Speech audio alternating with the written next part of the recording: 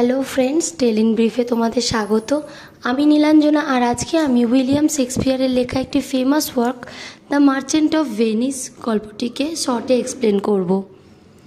এটিকে লেখা হয় এবং পারফর্ম করা হয় 1596 to 1599 মধ্যে এবং পাবলিশ করা হয় 1623-তে। এটি একটি কমেডি হলেও এতে ট্র্যাজিক এলিমেন্টস রয়েছে। এই গল্পের সেটিং রয়েছে ভেনিস এবং বেলমন্ট নামে দুটি শহরে। এবার আমরা ক্যারেক্টার লিস্টটা দেখে নেব। First character Antonio. ইনি হলেন একজন ব্যবসায়ী বা বণিক এবং একজন উদার মনের ব্যক্তি। Next character সাইলক। ইনি একজন জিউইশ মানি ল্যান্ডার, মানে ইহুদি মহাজন। ইনি ঋণ দেন। নেক্সট ক্যারেক্টার বেসানিও হলেন অ্যান্টোনিওর বন্ধু, যে পর্সিয়াকে ভালোবাসে। Next character পর্সিয়া। ইনি হলেন একজন ধনী মহিলা এবং একজন বুদ্ধিমতী উত্তরাধিকারী। নেক্সট নেরিসা হলো পর্সিয়ার সার্ভেন্ট। নেক্সট লরেনজো, ইনি হচ্ছেন বেসানিওর বন্ধু। নেক্সট জেসিকা হলেন সাইলকের মেয়ে। আর এই গল্পে লরেনজো এবং জেসিকার মধ্যে প্রেমের সম্পর্ক দেখা যায়। নেক্সট গ্র্যাটিয়ানো, ইনি হচ্ছেন বেসানিওর বন্ধু এবং ইনি নেরিসাকে ভালোবাসেন। আরও কিছু এক্সট্রা ক্যারেক্টার রয়েছে, যেমন Prince of Morocco, Prince of Aragon এবং ডিউক অফ ভেনিস। এবার আমরা গল্প শুরু করব। গল্পটি শুরু হয় ইটালির ভেনিস নামক একটি শহরে, যেখানে বেসানিও নামে একজন ভদ্রলোক অ্যান্টোনিওর কাছে কিছু টাকা ধার চায়, কারণ সে সেই টাকা দিয়ে পর্সিয়া নামের একটি মেয়েকে পটাতে চায়। বেসানিও পর্সিয়াকে ভালোবাসে, কিন্তু অ্যান্টোনিও তার সমস্ত টাকা সমুদ্রে চলমান তার জাহাজে লাগিয়ে দিয়েছে। তার কাছে আর টাকা নেই। তাই সে বেসানিওকে বলে অ্যান্টোনিওর নাম করে বেসানিও কোথাও ধার করে নিক। অ্যান্টোনিও জাহাজ ফিরে এলেই সে বেসানিওর ধার শোধ করে দেবে। ভেনিসের পাশের শহর বেলমন্টে পর্সিয়া থাকে। পর্সিয়া খুব বড় লোক, কিন্তু এর জীবনে একটি সমস্যা আছে। পর্সিয়ার বাবা একটি বিল সেট করে গেছেন যে যেই ছেলে পর্সিয়াকে বিয়ে করতে চাইবে তাকে কিছু শর্ত পূরণ করতে হবে।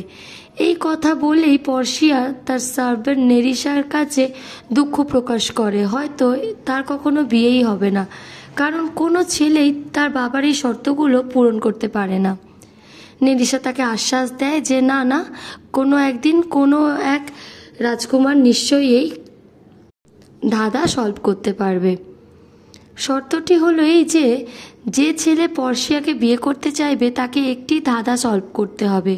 ছেলেটির সামনে 3টি সিন্দুক থাকবে, একটি সোনার সিন্দুক, একটি রূপোর সিন্দুক আর একটি সীসার সিন্দুক। ছেলেটিকে সঠিক সিন্দুক চুজ করতে হবে পর্সিয়াকে বিয়ে করার জন্য। এবার ভেনিসে বেসানিও সাইলক নামের এক জিউইশ মানি ল্যান্ডারকে পায়, যার কাজ হচ্ছে টাকা ধার দেওয়া। কিন্তু প্রথমে সাইলক অ্যান্টোনিওর ভরসায় বেসানিওকে টাকা ধার দিতে রাজি না হলেও পরে 3000 টিউকেটস দিতে রাজি হয়। তখনই অ্যান্টোনিও আসে এবং সাইলককে অপমান করে অনেক বেশি সুদ নেওয়ার জন্য। সাইলক তখন এক অদ্ভুত শর্ত দেয় যে যদি বেসানিও এবং অ্যান্টোনিও 3 মাসের মধ্যে টাকা ফেরত দেয় তবে অ্যান্টোনিওকে আর 1 টাকাও সুদ দিতে হবে না। কিন্তু যদি 3 মাস পেরিয়ে 1 দিনও হয় তবে সাইলক অ্যান্টোনিওর শরীরের যে কোনো অংশ থেকে 1 পাউন্ড মাংস কেটে নেবে। এদিকে অ্যান্টোনিও ভীষণ কনফিডেন্ট যে 3 মাসের মধ্যেই ওর জাহাজ ফেরত আসবেই, তো সে সময়ের আগেই বিনা সুদে ঋণ শোধ করতে পারবে। অ্যান্টোনিও রাজি হয় এবং বেসানিও টাকা ধার পায়। এদিকে বেলমন্টে একে একে ছেলেরা আসে পর্সিয়াকে বিয়ে করতে এবং সেই পরীক্ষার সম্মুখীন হয়। প্রিন্স অফ মরক্কো আসে, ভুল করে সোনার সিন্দুক সে বেছে নেয় এবং সে এই ধাঁধা সলভ করতে পারে না, হেরে যায়। অন্যদিকে ভেনিসে বেসানিওর এক বন্ধু লরেনজো এবং সাইলকের মেয়ে জেসিকার মধ্যে প্রেম চলছিল। এক রাত্রে সাইলক বাড়ি না থাকায় জেসিকা সব টাকা চুরি করে লরেনজোর সাথে পালায়।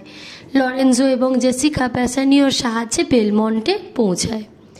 এদিকে পর্সিয়াকে বিয়ে করতে কিং অফ অ্যারাগন আসে, রূপোর সিন্দুক চুজ করে এবং হেরে যায়। কিছু সপ্তাহ পর খবর পাওয়া যায় যে অ্যান্টোনিওর জাহাজগুলো সমুদ্রে হারিয়ে গেছে। এদিকে সাইলকও জানতে পারে যে তার মেয়ে জেসিকা কোনো একটি ছেলের সাথে পালিয়েছে তার সব টাকা নিয়ে। এবার শার্লক তো ভীষণ রেগে গেছে। তার হঠাৎ মনে পড়ে অ্যান্টোনিওর 3 মাস প্রায় শেষ হতে চলেছে, তাই সে এবার রাগে শুধু অ্যান্টোনিওর 1 পাউন্ড মাংস কেটে নিতে চায়। বেলমন্টে বেসানিও আর পর্শিয়ার মধ্যে প্রেম বেড়ে ওঠে। একসঙ্গে অনেক সময় কাটায় ওরা বিবাহ করতে চায়, কিন্তু সেই ধাঁধাটি তাদের পথ আটকায়। পর্শিয়া ভাবে কত প্রিন্স এই ধাঁধা সলভ করতে পারেনি, হয়তো এই সাধারণ বেসানিও পারবে না, কিন্তু দেখা যায় বেসানিও সঠিক সিন্দুক চুজ করে, অর্থাৎ সীসার সিন্দুক চুজ করে, এবং পর্শিয়া তখনই নিজের হাতের আংটিটি খুলে বেসানিওকে দিয়ে এঙ্গেজমেন্ট করে নেয় এবং বলে বেসানিও যেন কখনো তার এই আংটি, যেটি একটি ভালোবাসার প্রতীক, কখনো যেন বেসানিও সেটি না হারায়।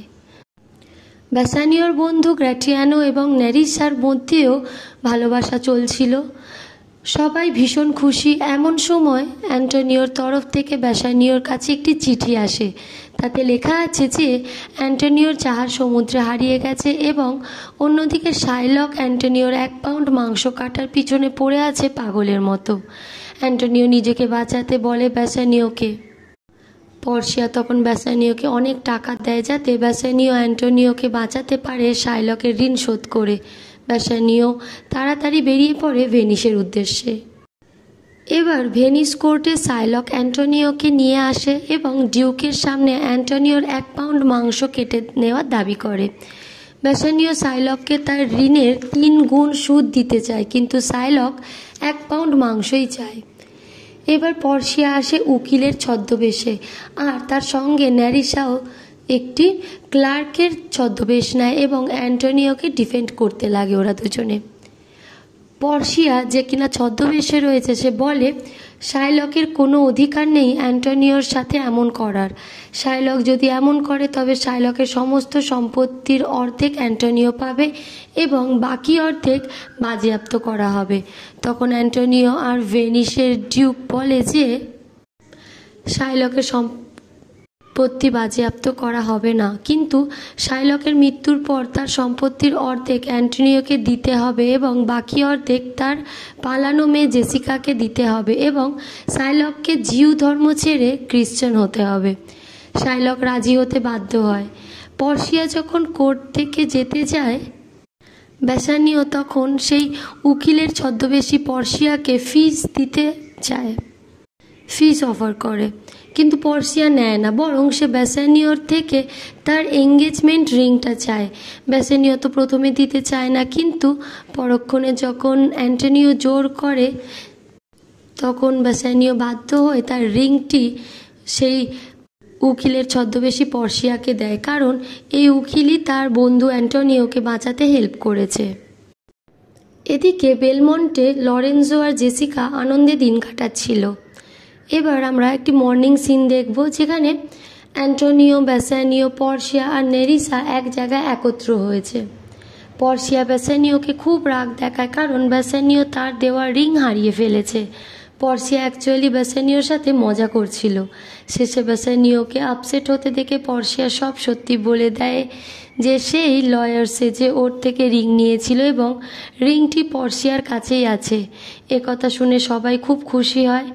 অ্যান্টোনিওর কাছে খবর আসে যে তার সমুদ্রে হারিয়ে যাওয়া জাহাজগুলি সুরক্ষিতভাবে ভেনিসে চলে এসেছে, এবং এরই সাথে এই গল্পের হ্যাপি এন্ডিং হয়।